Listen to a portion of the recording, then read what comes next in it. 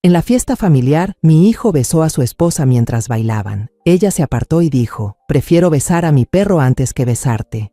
Todos se echaron a reír. Luego añadió: «Ni siquiera cumples con mis estándares. Aléjate de mí». Las risas se hicieron más fuertes. Mi hijo se puso tenso, empezó a convulsionar, hasta que mi nieto habló de repente, y toda la sala quedó en silencio. Pero antes de continuar, revisa si ya te suscribiste al canal y comparte en los comentarios desde dónde nos estás viendo. Nos encantaría saber hasta dónde llegan nuestras historias de venganza. Me quedé en un rincón de la cocina, con un cuchillo pequeño en la mano, acomodando con cuidado cada rodaja de naranja en el plato de frutas, intentando que se viera lo más bonito posible. Hoy era el cumpleaños de Camila, mi nuera, y toda la familia estaba ocupada con los preparativos. Sebastián, mi hijo, estaba en el jardín, con el sudor corriéndole por la frente mientras intentaba colgar la última tira de luces sobre el arco de bugambilias. Sebastián había planeado esta fiesta él solo. Encargó un pastel de 3 pisos en la pastelería más famosa de la ciudad y contrató a una banda en vivo. Sobre la mesa, un ramo de rosas ecuatorianas de un rojo intenso reposaba ordenado, el tipo de flores caras que Sebastián solía regalarle a su esposa en cada aniversario. Los invitados comenzaron a llegar, la mayoría amigos de Camila. Iban vestidos con elegancia, con vestidos brillantes cubiertos de lentejuelas y tacones que resonaban sobre el piso de cerámica. Reían, hablaban alto, pasaban junto a Sebastián como si fuera un extraño, apenas asintiendo con la cabeza por compromiso. Entonces apareció Camila, radiante como una estrella, con un vestido de seda color verde esmeralda que Sebastián había comprado a crédito la semana anterior. Todavía recuerdo cómo me contó, con orgullo, cuánto le había gustado a Camila aquel vestido cuando lo vio en la tienda. Su cabello caía en ondas suaves, sus labios eran de un rojo intenso, y toda la habitación pareció iluminarse con su presencia. Sebastián, apurado, tomó el ramo de rosas ecuatorianas y se lo entregó con una mirada llena de amor. Pero Camila solo sonrió con frialdad, una sonrisa sin calidez, y dejó el ramo sobre una mesa en la esquina, como si fuera algo sin valor. Se volvió para abrazar a sus amigas, soltando una carcajada que resonó fuerte, dejando a Sebastián solo. Durante toda la fiesta, Camila se mantuvo entre sus amigos, riendo, conversando, sin prestar atención a su esposo. De pronto, la banda cambió a un vals suave, la canción con la que habían bailado en su boda. Vi a Sebastián respirar hondo, como reuniendo valor, y acercarse a ella. «¿Bailas conmigo, amor?», dijo con voz suave, aunque noté el temblor en sus palabras. Camila puso los ojos en blanco, un gesto cargado de fastidio, pero ante las miradas de sus amigas, accedió y colocó su mano sobre el hombro de su marido. Observé a mi hijo mientras bailaba, cada paso medido, concentrado. Se inclinó hacia el oído de Camila y le susurró algo, tal vez una frase de amor, una disculpa o una promesa. No lo escuché, pero vi cómo sus ojos brillaban de esperanza, como los de un niño esperando una caricia. Cuando la música estaba por terminar, Sebastián inclinó la cabeza con ternura, intentando besar a su esposa, como solía hacerlo en los viejos tiempos. Pero, como una cuchillada, Camila echó la cabeza hacia atrás para esquivarlo. Soltó una carcajada fría, cortante, que resonó sobre la música que se apagaba. «Prefiero besar a mi perro antes que besarte», dijo con voz clara, sin vacilar. «Ni siquiera cumples con mis estándares. Aléjate de mí». Aquellas palabras fueron como una cuchillada directa al corazón, y supe que para Sebastián dolían 1000 veces más. Ella se agachó, tomó en brazos al perro lanudo que se enredaba entre sus pies y le dio un beso en el hocico como si fuera un juego. Sus amigas estallaron en risas. Algunas incluso sacaron el teléfono, como si acabaran de presenciar un espectáculo gracioso. Sebastián quedó paralizado, el rostro blanco como la cera. La copa de cristal que sostenía cayó al suelo y se hizo pedazos. El sonido del vidrio rompiéndose llenó el silencio repentino. Vi cómo sus ojos se pusieron en blanco, su cuerpo comenzó a temblar y se desplomó al suelo, convulsionando con fuerza. Supe de inmediato que era una crisis epiléptica, la enfermedad que lo había acompañado desde que nació. Mi grito atravesó el aire. Corrí hacia él, me arrodillé a su lado Le sostuve la cabeza para que no se lastimara. «Sebastián, hijo mío», grité, con las lágrimas cayendo, sin importar nada más. Lo único que veía era a mi hijo, tendido allí, en medio del caos. La multitud se quedó en silencio y luego en pánico. Retrocedieron, nadie se atrevía a ayudar. Aquellos rostros elegantes, aquellas sonrisas perfectas, ahora solo mostraban miedo e indiferencia. Abracé con fuerza a mi hijo, gritando pidiendo ayuda, pero nadie respondió. Entre los gritos, escuché un sollozo en una esquina. Era Dieguito, mi nieto, con los ojos llenos de lágrimas, señalando a Camila y gritando: «Mamá es mala, mamá no quiere a papá, solo le gusta besar al tío Rodrigo». Vi cuando lo besó afuera, cuando ya estaba oscuro. Las palabras del niño explotaron como una bomba, las risas y los murmullos cesaron al instante. Todas las miradas se dirigieron a Camila. Me giré hacia ella y vi su rostro pálido, los labios apretados, pero los ojos seguían fríos, sin un rastro de arrepentimiento. Desde lejos se escuchó la sirena de la ambulancia, rompiendo el silencio sofocante. Los paramédicos corrieron, colocaron a Sebastián en una camilla. Me levanté deprisa, corrí detrás de ellos, pero antes de salir, volví la cabeza por última vez. Camila seguía allí, inmóvil, retrocediendo lentamente hacia la sombra del rincón, con el rostro impasible. Me senté en la banca metálica del pasillo del hospital, el frío del metal traspasándome. Desde la habitación de mi hijo, se oían los pitidos constantes de las máquinas. A través de la ventana, lo vi tendido en la cama, con el rostro pálido y los ojos cerrados. Sentada en el silencio asfixiante del hospital, los recuerdos de los días pasados regresaron de golpe, como una vieja película que alguien rebobinaba. Yo, Mercedes Aguilar de León, tengo ahora 65 años, el cabello ya canoso y la espalda encorvada por los años de trabajo y esfuerzo. Pero esta historia, la que me trajo hasta aquí, comenzó cuando tenía apenas 25, cuando todo en mi vida aún estaba lleno de energía y esperanza. Aún recuerdo con claridad aquel pequeño y sofocante consultorio, con las paredes blancas desconchadas. El médico, un hombre mayor con unas gafas gruesas y una mirada compasiva, se sentó frente a mí y a Rafael, mi esposo en aquel entonces. Carraspeó y habló con voz grave, como si no quisiera causar más dolor. El niño, Sebastián, padece epilepsia congénita. Debe ser vigilado de cerca y probablemente necesitará medicación de por vida. Sentí que el mundo se derrumbaba. Mi pequeño hijo, que apenas tenía un mes y dormía en mis brazos, tan frágil y diminuto, cargaba con una enfermedad que yo apenas entendía. Rafael estaba a mi lado, callado, con el rostro ensombrecido. De camino a casa, Rafael no dijo una sola palabra. Sus manos apretaban con fuerza el volante, los labios tensos, como si contuviera una tormenta. Al llegar, lanzó su portafolio sobre la mesa con tal fuerza que me sobresalté. «Eres una inútil que no sabe ni parir», rugió con desprecio. «¿En tu familia hay locos o qué? Ese niño será mi vergüenza». Cada palabra fue como una puñalada directa al corazón. Me quedé allí, abrazando a Sebastián, mientras las lágrimas caían sin control. Desde aquel día, Rafael cambió. Empezó a llegar tarde a casa, impregnado del olor a perfume barato de mujer, un aroma que yo nunca había usado. Sabía muy bien dónde buscaba consuelo, pero no tenía fuerzas para enfrentarlo. Un mes después, empacó sus cosas, me lanzó un fajo de billetes arrugados y dijo: «No puedo vivir con una mujer que no pudo darme un hijo sano. Me voy a buscar mi felicidad». Lo vi salir por la puerta sin mirar atrás. Sabía que su felicidad tenía nombre, la joven secretaria de su oficina, aquella con la que había cenado frente a mí, como si yo ya no existiera. La puerta se cerró de golpe, dejándome sola en aquella casa vacía, abrazando a mi hijo enfermo, sin poder detener las lágrimas. Los años que siguieron fueron una cadena interminable de esfuerzo. Trabajaba en 2 lugares a la vez, de día como oficinista en una pequeña empresa y de noche haciendo contabilidad desde casa. Muchas noches me quedaba bajo la luz tenue de una lámpara, revisando números mientras Sebastián dormía en su cuna.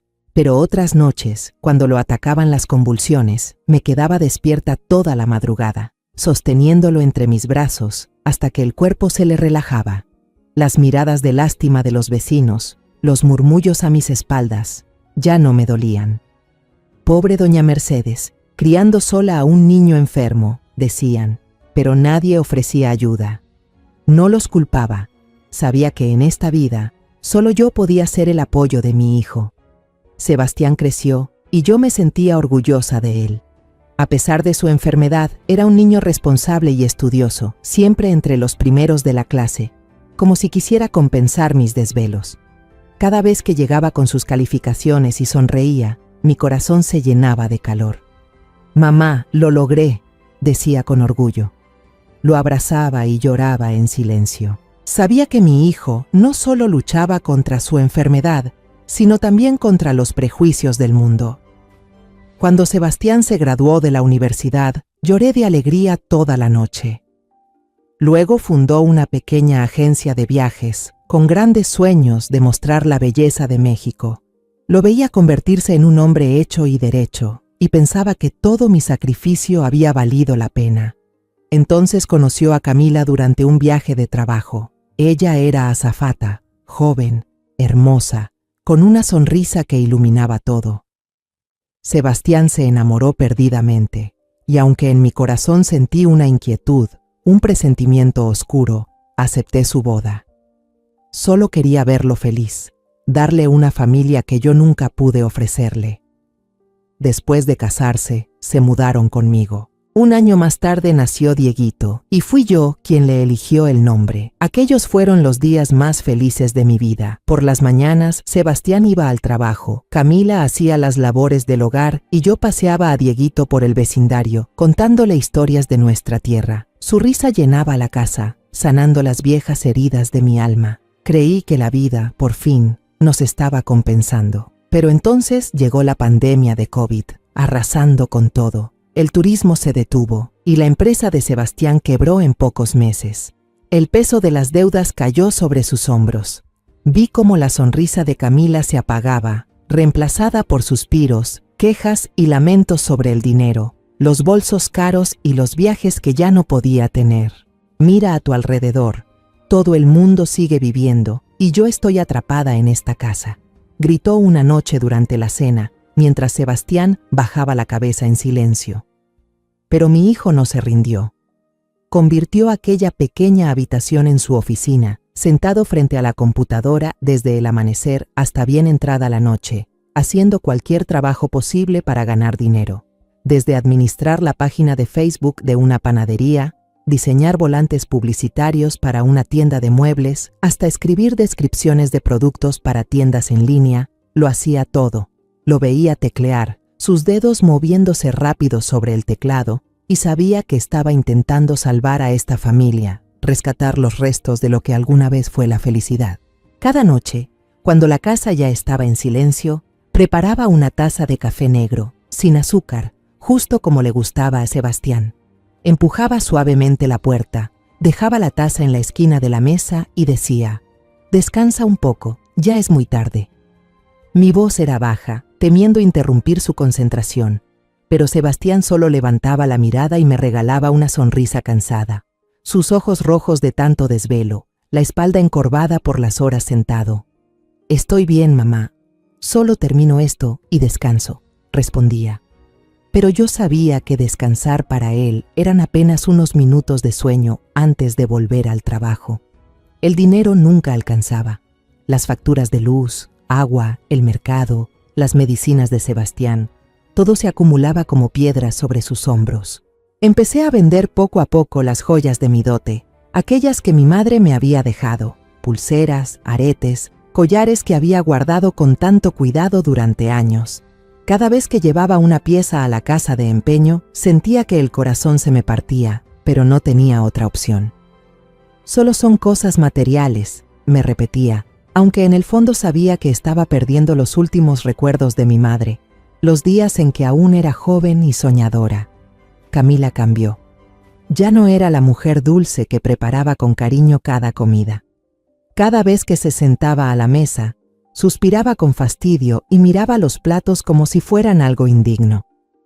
La carne no está fresca, y estas verduras ni siquiera son orgánicas, decía con voz molesta, como si quisiéramos hacerle la vida imposible. Tragaba saliva, intentando mantener la calma, aunque por dentro me dolía profundamente. Recordaba cuando recién se casó con Sebastián. Reía, conversaba, escogía con cuidado las zanahorias en el mercado para cocinarle a su esposo.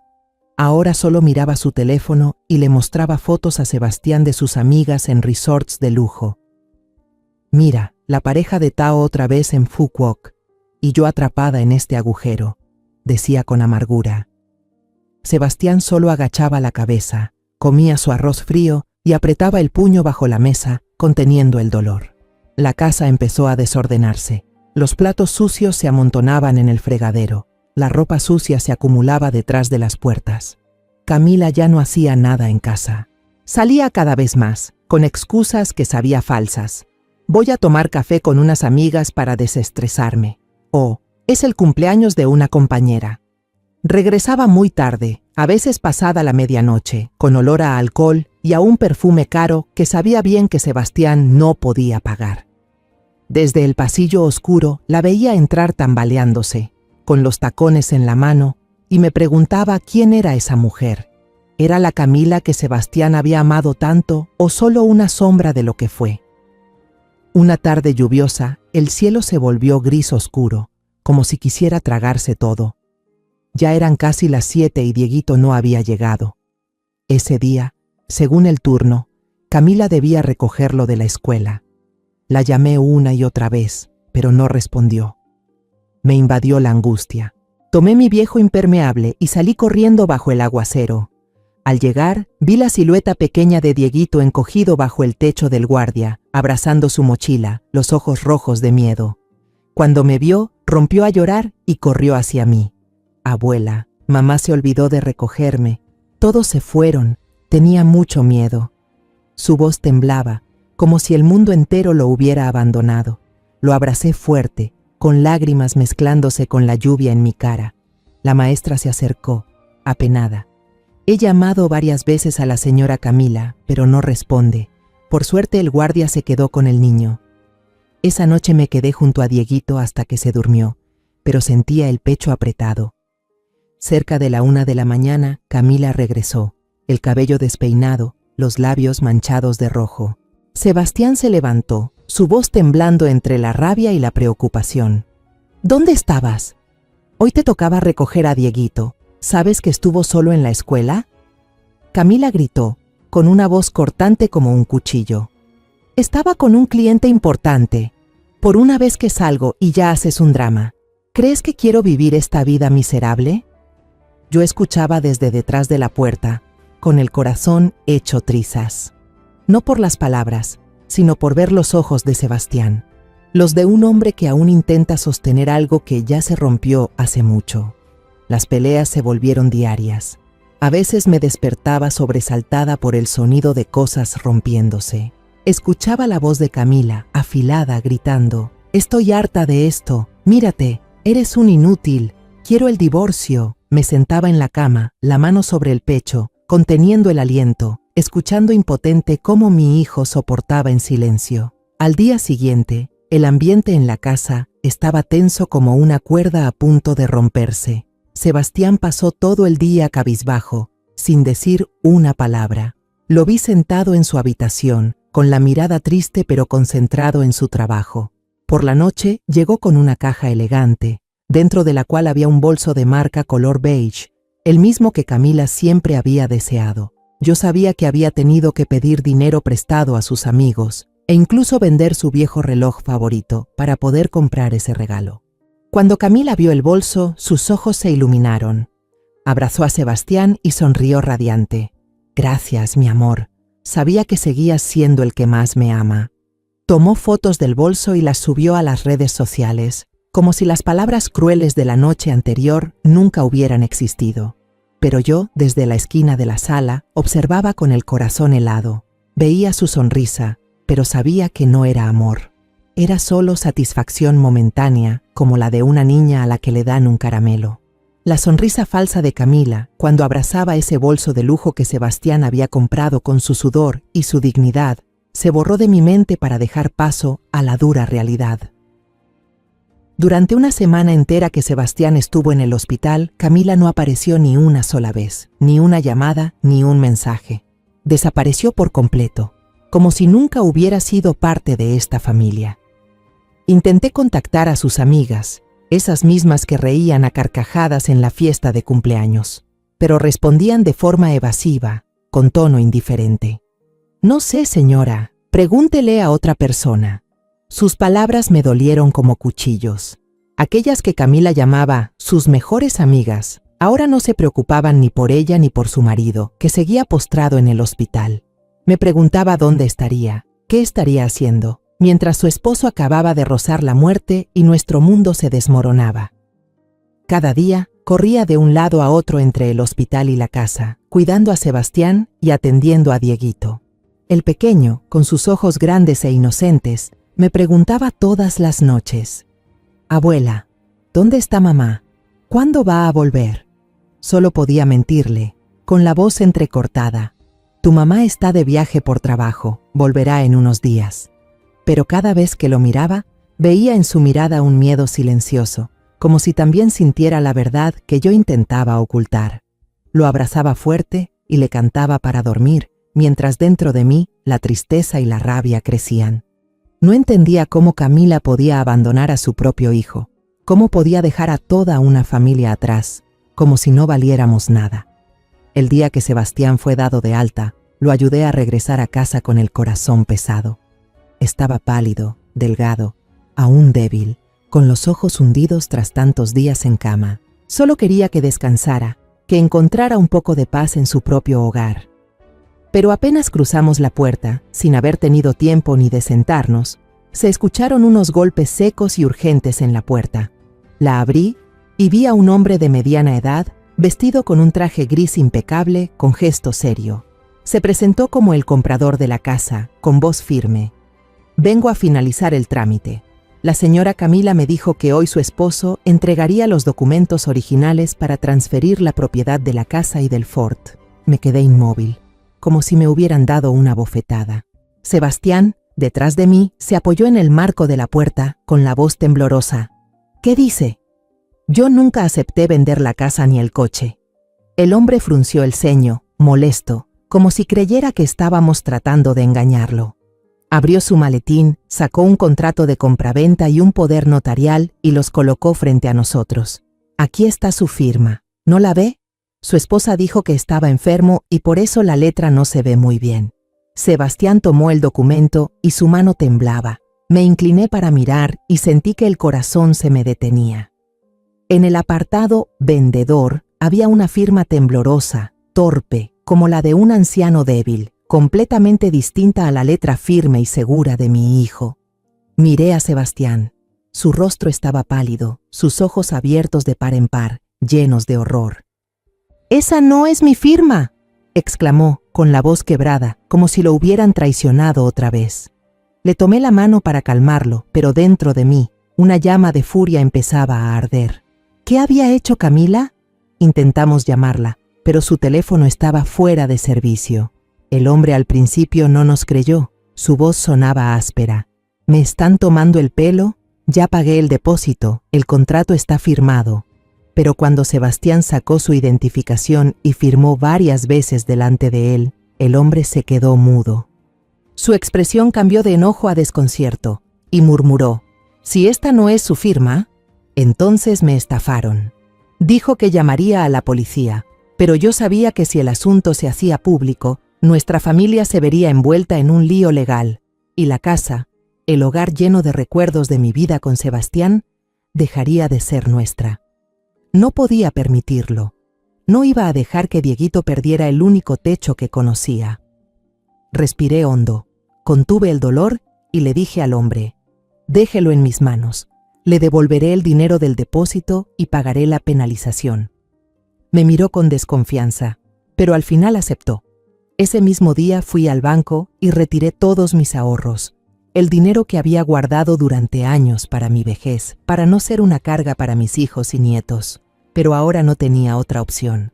Firmé el retiro con la mano temblorosa, sintiendo que algo dentro de mí se rompía.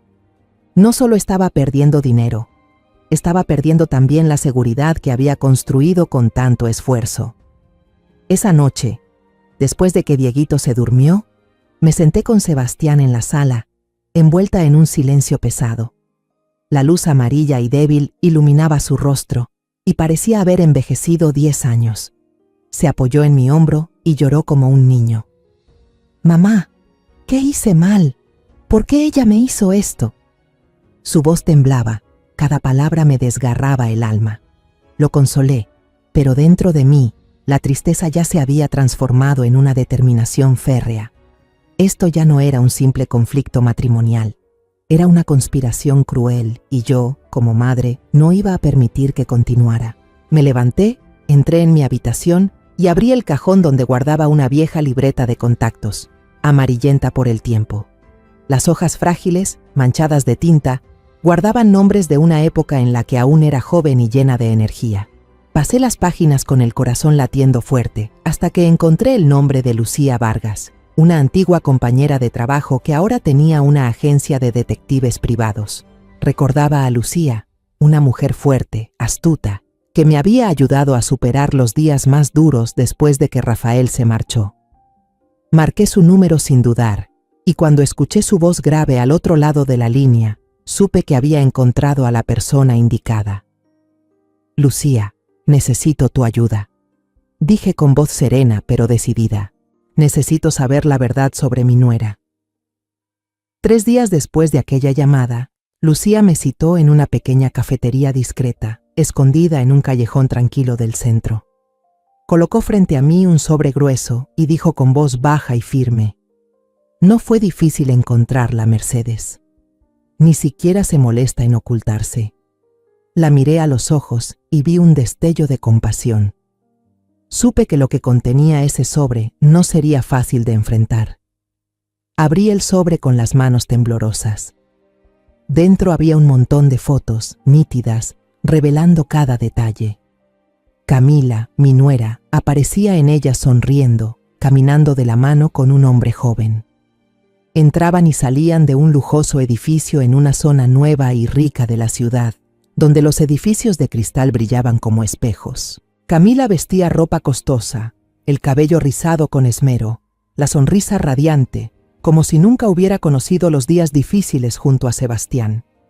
El hombre a su lado iba bien vestido, el cabello peinado con gel, gafas de sol caras, con un aire de arrogancia y exceso de confianza. Lucía señaló al hombre en la foto y dijo fríamente: «Rodrigo Montemayor, 28 años. Dice ser dueño de la cadena de restaurantes La Terraza Azul, pero su historia real es bastante interesante». El nombre Rodrigo resonó en mi cabeza como un trueno. Era el mismo nombre que Dieguito había gritado durante la fiesta de cumpleaños, llorando y señalando a su madre. Sentí la sangre subir a mi cabeza, el corazón golpeando con fuerza en mi pecho. Las piezas del rompecabezas empezaban a encajar, pero cada una me dolía más que la anterior. Camila no solo había traicionado a Sebastián, sino que vivía otra vida, descaradamente, como si nuestra familia nunca hubiera existido. Apreté las fotos con tanta fuerza que mis uñas se clavaron en la palma de mi mano. No podía quedarme quieta. Tenía que enfrentarla, no por mi hijo, sino por justicia, por proteger lo que quedaba de nuestra familia. Tomé un taxi hasta la dirección que me había dado Lucía. El edificio de lujo apareció ante mí, con muros de cristal brillantes y árboles perfectamente recortados. En la entrada, un guardia uniformado me observó con desconfianza. Respiré hondo y con voz tranquila le dije: «Soy una familiar que viene del pueblo a visitar a mi sobrina. Por favor, déjeme pasar». El guardia me miró de arriba abajo, dudó un momento, pero finalmente asintió y abrió la puerta. Entré con la sensación de estar cruzando a un mundo al que no pertenecía. Frente a la puerta del apartamento 12B, mi corazón latía con fuerza, a punto de salirse del pecho. Inspiré profundo para calmarme y toqué el timbre. El sonido seco del timbre resonó como una advertencia. La puerta se abrió y allí estaba Camila, espléndida con un pijama de seda roja, tan brillante como su desafío. En la mano sostenía una copa de vino tinto. Sus ojos me recorrieron con una mezcla de sorpresa y despreocupación. Se recargó en el marco de la puerta, sonriendo con burla. «Oh, la querida suegra, ¿qué viento la trae por aquí?»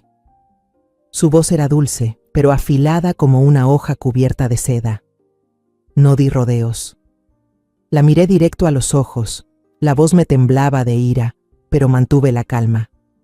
«¿Por qué le hiciste eso a Sebastián? ¿Por qué falsificaste su firma para vender la casa?» Camila soltó una carcajada, una risa llena de desprecio, como si mi pregunta fuera absurda. Bebió un sorbo de vino y respondió con calma provocadora. «Sí, lo hice. ¿Y qué?». Luego añadió con una sonrisa insolente. «Estoy harta de vivir en la miseria con el inútil de su hijo. Yo merezco algo mejor, ¿entiende? Esa vida, esa casa vieja, no es lo que quiero». Sus palabras fueron como un cuchillo clavado en mi corazón. Camila se dio la vuelta hacia el interior de la casa, sacó un expediente y me lo lanzó. Los papeles cayeron esparcidos por el pasillo, como si fuesen los pedazos rotos de nuestra familia. «Es la demanda de divorcio», dijo, con voz fría. «Haz que tu hijo consentido la firme. Yo no quiero nada de esa casa destrozada, solo que me dejen en paz». La actitud descarada de Camila, su sonrisa desdeñosa y sus palabras afiladas como cuchillos hicieron que la sangre me hirviera. Ya no pude contenerme, di un paso hacia adelante, alcé la mano, dispuesto a darle una bofetada para que despertara, para que entendiera que no podía pisotear a mi familia así. Pero Camila fue más rápida. Ella gritó, retrocedió hacia el interior de la casa. Su voz estridente resonó por el apartamento de lujo. «¿Qué está haciendo usted?», exclamó con la mirada a la vez aterrada y desafiante. El alboroto hizo que un hombre saliera corriendo desde el dormitorio. Solo llevaba puesta una toalla ceñida a la cintura, que dejaba al descubierto un gran tatuaje en el pecho, un águila con las alas extendidas, tan arrogante como él mismo. Lo reconocí de inmediato. Era Rodrigo, el hombre de las fotos de Lucía. Me miró. La sorpresa en su rostro se convirtió en ira. Se acercó. Agarró mi brazo y me empujó con fuerza. Casi pierdo el equilibrio y me caigo. «Vieja loca, ¿qué diablos hace en mi casa?», gritó, con voz violenta, como si yo fuera una intrusa sin invitación. No había tenido tiempo de responder cuando el ruido hizo que más gente saliera. Desde otra habitación apareció una pareja de mediana edad con el aspecto somnoliento y molesto. El hombre se detuvo, me miró y el tiempo pareció detenerse. El cabello ya blanco, el rostro surcado de arrugas, pero esos ojos fríos que nunca olvidaré.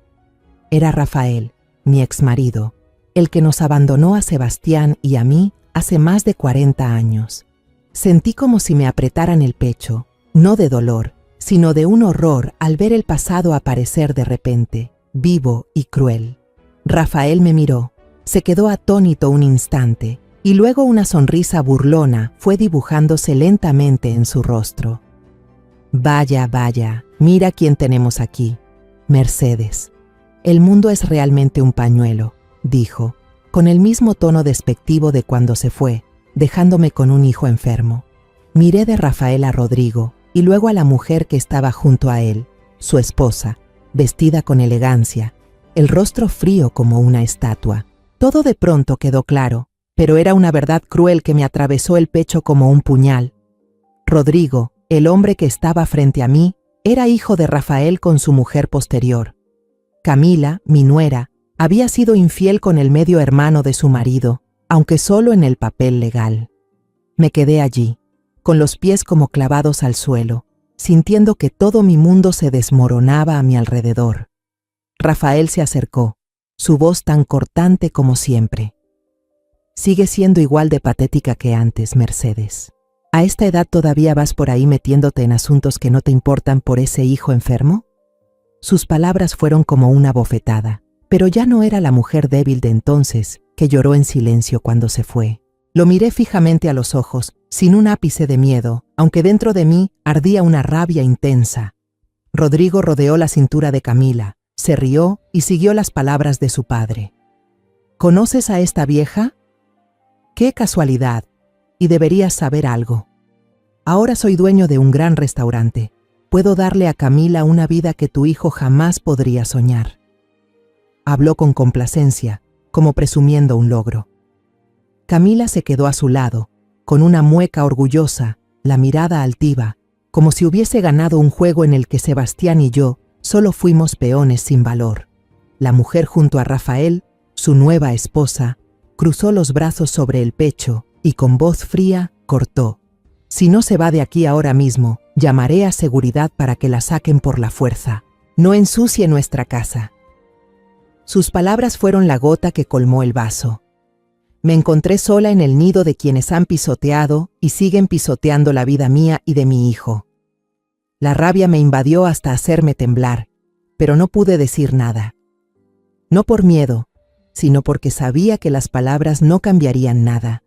Los miré a cada uno, a Rafael con su sonrisa sarcástica, a Rodrigo con su aire de suficiencia, a Camila con su descaro y a la esposa con su desprecio, y grabé cada rostro en mi memoria como un juramento de que no lo olvidaría jamás. Me agaché a recoger los papeles de divorcio esparcidos en el suelo. Cada hoja era otra herida marcada en mi corazón. Di la vuelta y me fui, con las risitas de Camila y sus cuchicheos detrás, sin mirar atrás. Las lágrimas de humillación brotaron, pero las aparté rápido. No iba a mostrarles mi debilidad. Al salir del edificio, me quedé bajo la luz amarillenta de la farola. El viento nocturno me caló hasta los huesos. Abracé el expediente contra el pecho, sintiendo que el mundo entero estaba en mi contra. Pero en mi interior, el dolor se convirtió en una llama de odio que ardía intensamente. Me juré a mí misma que les haría pagar a todos, no con violencia, sino con justicia, con la verdad que iba a descubrir. Por la mañana siguiente, cuando los primeros rayos del sol se filtraron entre las cortinas, no me permití llorar ni quejarme. Me puse de pie frente al espejo y me vestí con la ropa más formal que tenía. Un vestido negro sencillo pero pulcro, el mismo que había usado en ocasiones importantes, como el día en que Sebastián se graduó de la universidad. Fui directamente a la oficina de la abogada que Lucía me había recomendado. La oficina estaba en una calle tranquila, con árboles que daban sombra a ambos lados. Empujé la puerta y entré. El olor a madera vieja y papel me hizo sentir como si estuviera entrando a un nuevo campo de batalla. La señora Isabel, la abogada que Lucía me había presentado, era una mujer de mediana edad con el cabello recogido en un moño alto y una mirada aguda pero cálida. Coloqué el fajo de documentos sobre la mesa. Cada hoja era una pieza del rompecabezas de la traición. El contrato falsificado con una firma torpe, la declaración del comprador de la casa, el informe detallado de Lucía con las fotos de Camila y Rodrigo, y la solicitud de divorcio que ella me había arrojado a la cara. Isabel revisó cada documento con atención, pasando las páginas con cuidado, sin apartar los ojos de las líneas. Finalmente levantó la vista y me miró con empatía, pero también con firmeza. Señora Aguilar, tenemos suficientes pruebas para demandarla por 2 cargos, fraude y falsificación de documentos. Es un delito penal. Haré todo lo necesario para asegurar que se haga justicia.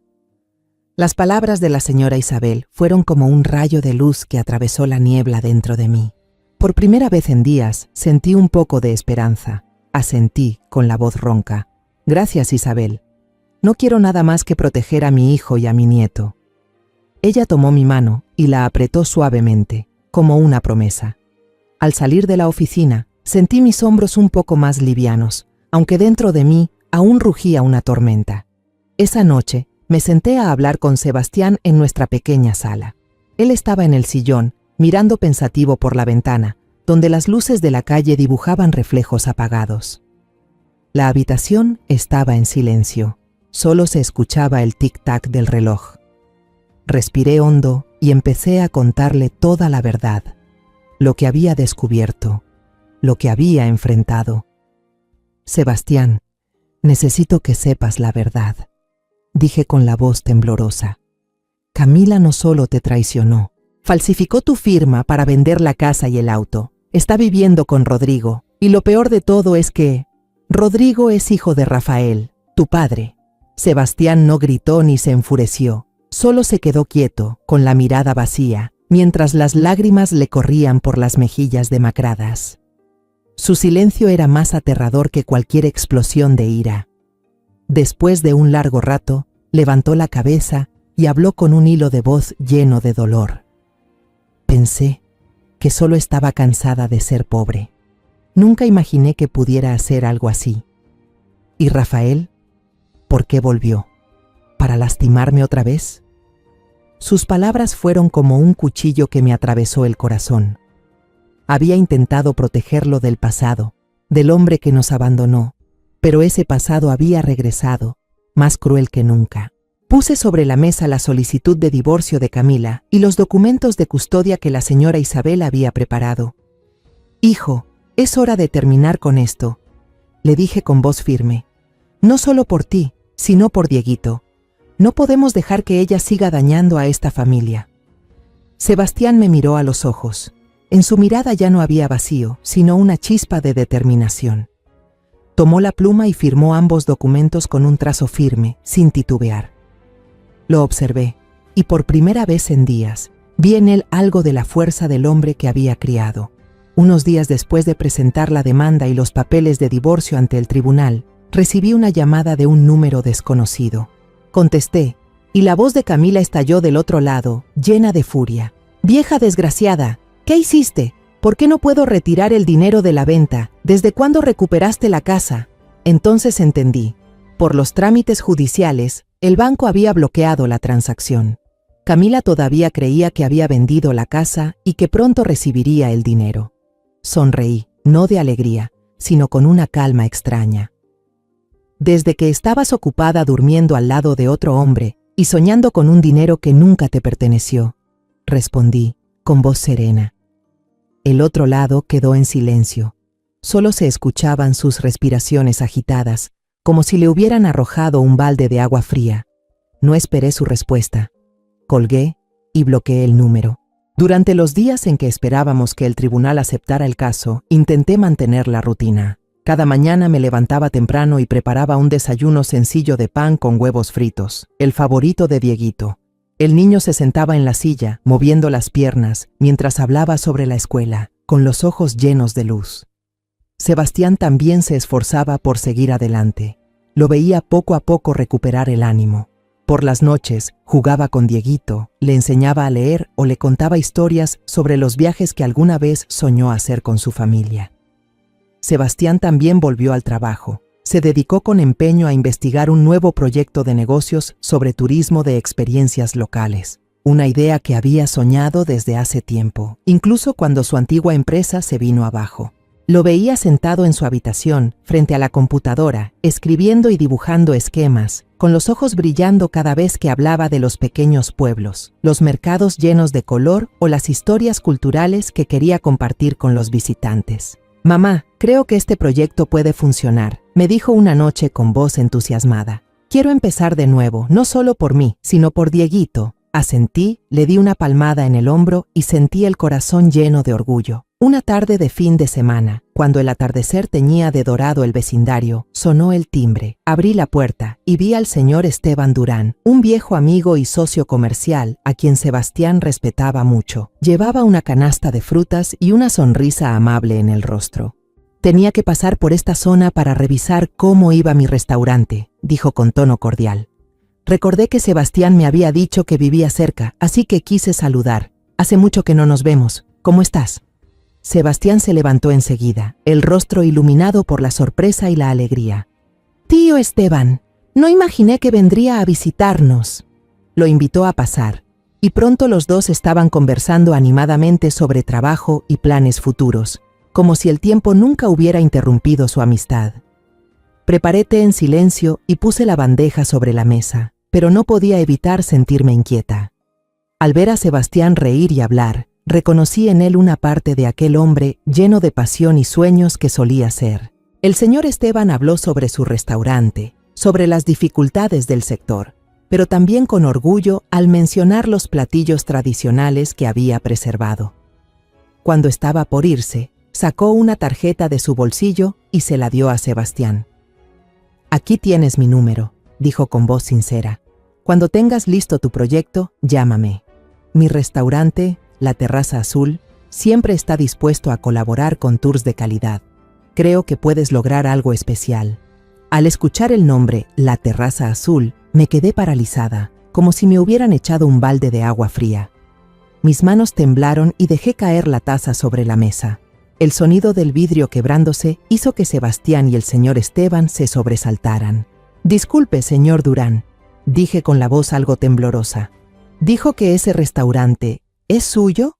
El señor Esteban asintió, con una leve expresión de sorpresa, pero aún con orgullo.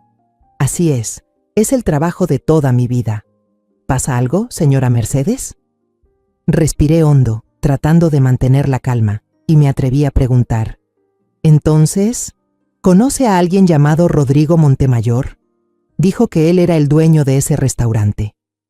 El señor Esteban soltó una carcajada amplia, una risa relajada pero sorprendida. ¿Rodrigo? Ah, el encargado del turno de noche. Ese muchacho es hablador, sí, pero apenas es un supervisor. No tiene ningún derecho a decir que es el dueño. ¿Por qué? ¿Anda presumiendo eso con la gente? Nos miró a mí y a Sebastián, intentando entender por qué le hablábamos de un empleado tan insignificante. En ese instante, todas las piezas encajaron en mi cabeza, como un rompecabezas que por fin se completa. Rodrigo, el hombre que se hacía pasar por dueño del restaurante para engañar a Camila, resultó ser solo un impostor, un simple gerente que usaba el prestigio de La Terraza Azul para ocultar su mediocridad. Sentí una mezcla de ira y alivio. Ira por las mentiras de Rodrigo que habían destruido a nuestra familia, y alivio porque al fin la verdad salía a la luz. No podía callarlo más. Miré al señor Esteban, la voz temblorosa pero firme. «Señor Durán, necesito contarle algo. Es sobre Rodrigo, sobre Camila y también sobre Rafael, su padre». Le conté toda la historia, cómo Camila había traicionado a Sebastián, falsificado su firma para vender la casa, y cómo la enfrenté junto a Rodrigo en aquel lujoso departamento.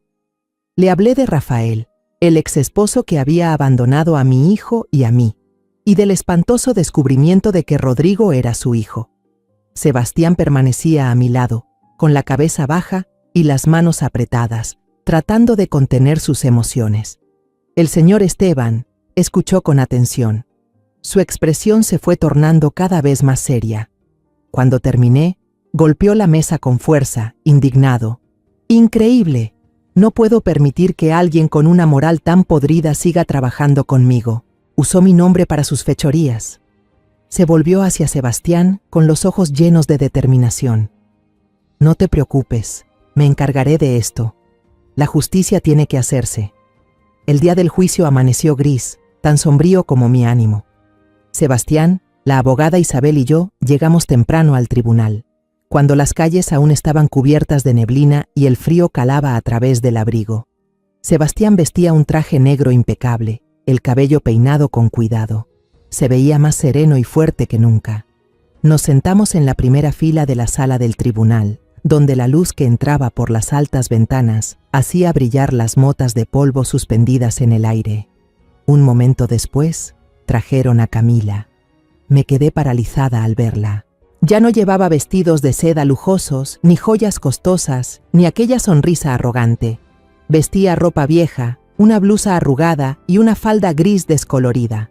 Su cabello estaba enredado y tenía ojeras profundas, como si no hubiera dormido en muchas noches. Se veía demacrada, asustada, como un animal acorralado. Miré alrededor de la sala, buscando rostros conocidos, pero no vi a Rodrigo, ni a Rafael, ni a la esposa elegante de este último. Camila estaba allí, completamente sola, sin nadie a su lado. La abogada Isabel se levantó y presentó el caso con claridad y una lógica implacable. Fue mostrando una a una las pruebas, como flechas directas a la verdad. El contrato falso, con el peritaje de la firma, la declaración del comprador de la casa sobre la transacción ilegal, los extractos bancarios que demostraban que tuve que retirar todos mis ahorros para cubrir los daños. Cada documento que Isabel colocaba sobre la mesa del juez era como un martillazo en mi corazón, recordándome todo lo que habíamos tenido que soportar. cuando el abogado de Camila intentó justificar sus actos alegando presión psicológica por la falta de apoyo económico del esposo. Isabel lo rebatió de inmediato. Pidió proyectar en la gran pantalla las fotos del informe de la detective Lucía. Camila de la mano con Rodrigo, entrando y saliendo de un departamento de lujo, comprando en tiendas exclusivas con una sonrisa radiante. La sala entera murmuró, y todas las miradas se dirigieron hacia Camila, como si quisieran quemarla. Ella bajó la cabeza, los hombros le temblaban, incapaz de levantar la vista. La parte del juicio sobre la custodia fue aún más rápida. Isabel presentó la declaración de la maestra titular, quien había presenciado cómo Camila olvidaba a Dieguito en la escuela. También mostró los testimonios de los vecinos, que contaban sobre las noches en que Camila desaparecía, dejando al niño bajo mi cuidado. Pero la prueba más dura fue el video de las cámaras de seguridad del vecindario. En él, se veía a Dieguito encogido bajo un alero, abrazando su mochila, con la lluvia corriendo por su carita, y los ojos enrojecidos de miedo y soledad. Escuché murmullos en la sala. Algunas personas negaban con la cabeza. Apreté la mano de Sebastián y sentí cómo él la devolvía con fuerza, conteniendo el dolor. Camila seguía sentada, con la cabeza gacha, sin mirar la pantalla, pero sabía que no podía escapar de la verdad. El juez golpeó el mazo, y su voz firme resonó en el silencio. Camila fue condenada a 2 años de prisión condicional por fraude y falsificación de documentos, además de una fuerte multa que sabía que no podría pagar. En cuanto a la custodia, el tribunal declaró que no era apta ni responsable como madre. La tutela de Dieguito quedaba completamente a cargo de Sebastián. Al escuchar la sentencia, Camila se derrumbó en el suelo, llorando a gritos. Pero en ese llanto no percibí arrepentimiento, solo la desesperación de quien lo ha perdido todo, no por amor, sino por perseguir cosas vacías. Sebastián y yo salimos del tribunal en silencio, sin mirar atrás. Afuera caía una llovizna ligera, pero yo sentía mi alma ligera, como si me hubieran quitado un peso del pecho. Sebastián me tomó de la mano y dijo en voz baja: «Mamá, gracias. Si no fuera por ti, no sé cómo habría soportado todo esto». Sonreí y le apreté la mano. «Eres mi hijo. Haré lo que sea por ti y por Dieguito». Caminamos bajo la lluvia sin decir más, pero ambos sabíamos que mirábamos hacia adelante, hacia un futuro sin la sombra de Camila. Semanas después, mientras hacía compras en el mercado, escuché a unas vecinas chismosas hablar sobre el destino de quienes habían dañado a nuestra familia. Decían que el señor Esteban Durán, al descubrir la verdad sobre Rodrigo, lo despidió de inmediato. No solo eso, también hizo pública su falta de ética dentro del sector de servicios, dejando al descubierto su imagen de farsante. Sin reputación ni trabajo, Rodrigo ya no tenía dónde esconderse en la ciudad. La familia de Rafael también sufrió las consecuencias. Su negocio tambaleaba por la vergüenza de su hijo, y supe que vendieron su lujoso departamento y se mudaron en silencio para huir del escándalo. En cuanto a Camila, después de perderlo todo, tuvo que buscar trabajo como camarera en un pequeño hotel en las afueras, viviendo una vida que antes habría despreciado. Escuché todo eso, pero dentro de mí solo había calma, ni rencor ni compasión. Un mes después del juicio, una tarde de sábado, mientras podaba las macetas del porche, sonó el timbre. Abrí la puerta y vi al señor Esteban Durán, con la misma sonrisa amable de la vez anterior. Esta vez no venía solo, sino acompañado por un joven asistente que llevaba una carpeta de documentos. «Señora Mercedes, vine a visitar a la familia y, de paso, tengo un asunto que quiero hablar con Sebastián», dijo con voz cálida pero seria. Lo invité a pasar. Preparé una tetera de té caliente, sintiendo curiosidad. Sebastián salió corriendo, con el rostro iluminado al verlo. «Tío Durán, no imaginé que volvería a verlo tan pronto», dijo con entusiasmo, como un niño que se reencuentra con alguien a quien admira. Nos sentamos en la sala de estar. La luz de la tarde se filtraba por la ventana, proyectando destellos dorados sobre el suelo de madera. El señor Esteban no dio rodeos, fue directo al grano. Después de despedir a Rodrigo, revisé toda la operación del restaurante, dijo, mirando fijamente a Sebastián. Me di cuenta de que la terraza azul carece de algo. conexión con la cultura local, con las historias y experiencias que los clientes realmente quieren descubrir. Tu proyecto de turismo experiencial, Sebastián, es exactamente lo que estaba buscando. Empujó un contrato sobre la mesa y lo colocó frente a mi hijo. Quiero invertir en tu proyecto. Trabajaremos juntos. Tu empresa será el socio exclusivo que ofrecerá los tours culturales para mi cadena de restaurantes. ¿Qué opinas? Sebastián se quedó paralizado, como si no pudiera creer lo que estaba oyendo. Tomó el contrato, las manos le temblaban un poco, y leyó una y otra vez cada cláusula, temiendo que todo fuera un sueño. Yo, sentada a su lado, vi cómo sus ojos se humedecían, no de tristeza, sino de la alegría y el reconocimiento que había anhelado durante tanto tiempo.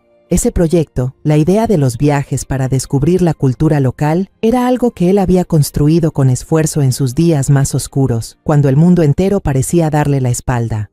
Tío Esteban. Sebastián levantó la vista, la voz quebrada. Gracias, tío, no lo decepcionaré.